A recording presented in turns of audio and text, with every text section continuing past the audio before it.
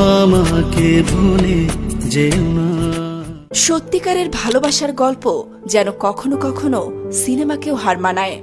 সম্প্রতি এমনই এক হৃদয় ছোঁয়া মুহূর্ত ভাইরাল হয়েছে সামাজিক যোগাযোগ মাধ্যমে, যা দেখে কেঁদেছেন বহু মানুষ। ভালোবাসার মানুষটিকে শেষবারের মতো দেখতে বিয়ের আসর থেকে ছুটে গেলেন প্রেমিকা, যার সঙ্গে দীর্ঘদিনের প্রেম, হাসি কান্না আর হাজারো স্মৃতি জড়িয়ে রয়েছে। কিন্তু ভাগ্য আর পরিবারের চাপে সেই প্রেমের সম্পর্ক পরিণতি পায়নি, অন্য কারোর সাথে বিয়ে হয়ে যাচ্ছিল।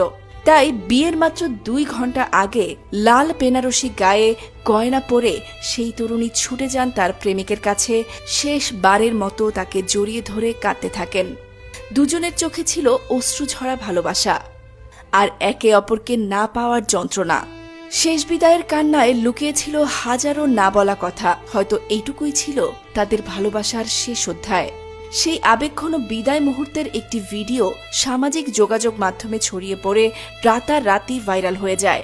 ঘটনাটি ঘটেছে ভারতে, তবে ঠিক কোন জায়গায় তা নিশ্চিত নয়। তবে একটি বিষয় স্পষ্ট, ভালোবাসা কখনোই মরে না, হার মানে না সময়ের কাছে, হারিয়ে যায় শুধু বাস্তবতার নিষ্ঠুরতায়।